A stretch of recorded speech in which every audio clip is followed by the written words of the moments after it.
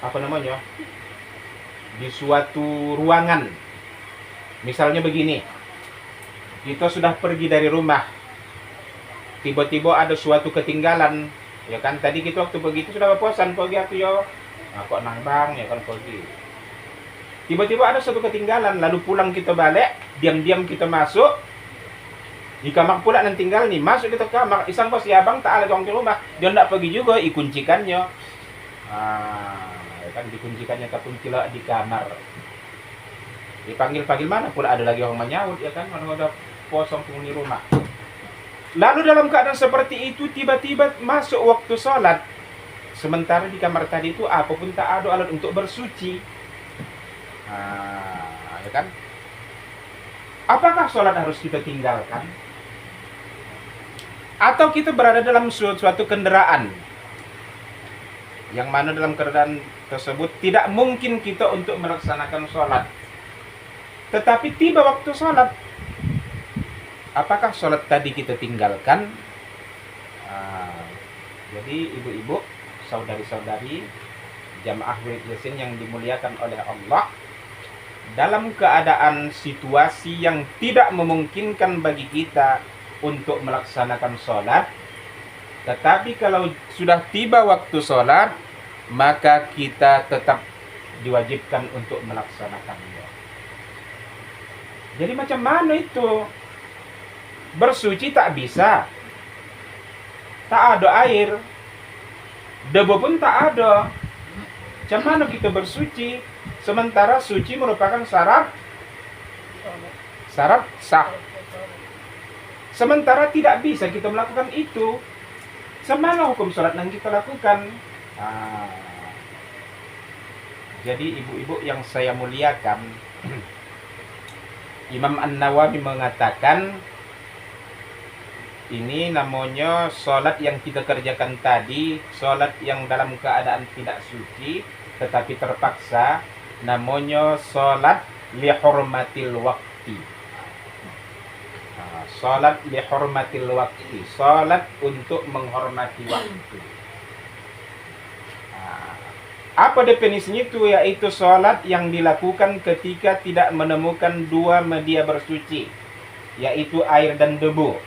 Sedangkan waktu sholat sudah masuk, maka sholat itu didahulukan dalam rangka untuk memperingati waktu sholat.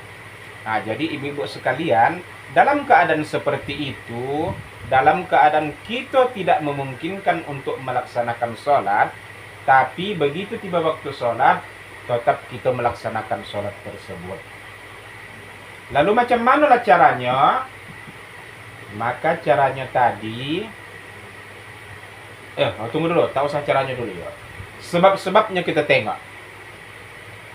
Sebab yang pertama, boleh kita melaksanakan itu, pertama tidak menemukan sarana untuk bersuci. Kita tadi misalnya terkunci dalam kamar, kita tidak menemukan air ataupun debu untuk bertayamum, tak ada. Bolehlah kita melaksanakan sholat tadi itu dengan tanpa bersuci. Atau kita dalam perjalanan, seandainya kita turun dari kendaraan tadi, khawatir kita akan tertinggal. Atau kita sholat dalam keadaan bernajis dan tidak menemukan debu untuk menghilangkannya. Atau tidak bisa melakukan wudhu karena terikat, dia terikat, ya kan? Kena ikat, mungkin dia ada kena sakit gilanya gitu kan, kadang-kadang waras, kadang-kadang gila begitu. Jadi pas lagi gila itu kumat, datang orang diikat, udah lama datang warasnya balik, sadar dia tiba waktu sholat, tapi dia badannya terikat. Maka seperti ini bolehlah dia melaksanakan sholat tadi tanpa harus berwuduk tadi. Atau dalam keadaan sakit, kita sakit keras dan tidak memungkinkan bagi kita untuk berwuduk atau bertayamum, hanya tagolek sajalah nam bisa. Maka dalam keadaan seperti inilah sebab-sebab yang bisa kita melaksanakan sholat tadi itu tanpa bersuci, tanpa berwudu, ataupun tanpa bertayamum tadi. Lalu cara pelaksanaannya ya sama seperti melaksanakan sholat biasa. Dan kemudian kita untuk ganti wudhu tadi itu, kita pukulkan sajalah tangan kita, kok yang kemana arah dinding, kok yang apa yang dogat kita itu, kita apakan itu, dibayangkan kita bertayamum. Setelah selesai kita laksanakan dua tadi itu, maka barulah kita laksanakan sholat macam mana biasanya kita, begitu niatnya juga. Hanya saja ditambahkan sedikit. Usolli, misalnya zuhur, usolli fardhu zuhri arba'a raka'atin li hurmatil waqti lillahi ta'ala. Ada tambah li hurmatil waqti tadi. Ya kan? Bacaannya sama seperti biasa. Bacaan-bacaan sholat yang lain. Kecuali kalau kita tadi itu berhadas besar. Ya, kalau berhadas besar, maka yang kita baca wajib-wajibnya sajalah. Nang sunat-sunatnya tidak usah dibaca. Tetapi kok sekadar berhadas kecil, boleh kita baca yang sunat-sunat bacaan tadi itu. Inilah yang perlu kita lihat, ya kan? Jadi, ibu-ibu yang saya muliakan, berdasarkan ini kita tengok, memang kok masalah sholat ini tidak ada istilah kebolehan untuk meninggalkannya. Nang ada hanya keringanan, ya kan? Misalnya yang dari 4 rakaat menjadi 2. Kemudian kalau selama ini kita sholatnya satu-satu, kemudian keringannya boleh digabungkan. Zuhur ke asar, atau asar ke zuhur, maghrib ke isya, atau isya ke maghrib. Itu yang boleh. Menggabungkan atau memendekkan, itu yang boleh. Atau kalau kita tadi itu tidak mampu untuk mengerjakan dalam keadaan sempurna, misalnya berdiri tak mampu, maka dalam keadaan duduk. Tak mampu duduk, berbaring. Tak mampu berbaring, maka isyarat. Itulah dia kok masalah sholatnya kan. Dari situ dapat kita pahami, puasa boleh kita tinggalkan kalau sakit atau dalam perjalanan. Tetapi kalau sholat, tidak ada keringanan untuk meninggalkannya. Mengherannya orang ya kan, sakit tidak, musafir tidak, di rumah saja dia. Tapi sembahyang batinggalan juga. Akhirnya apa? Tatkala mati terpaksa membeli boras 4 goni. Ya kan, mengapa? Karena selama ini mengabaikan sholat. Hah? Itu lagi kok yang nak mati tanam. Tapi itu lagi. Maksudnya tak ada para itu.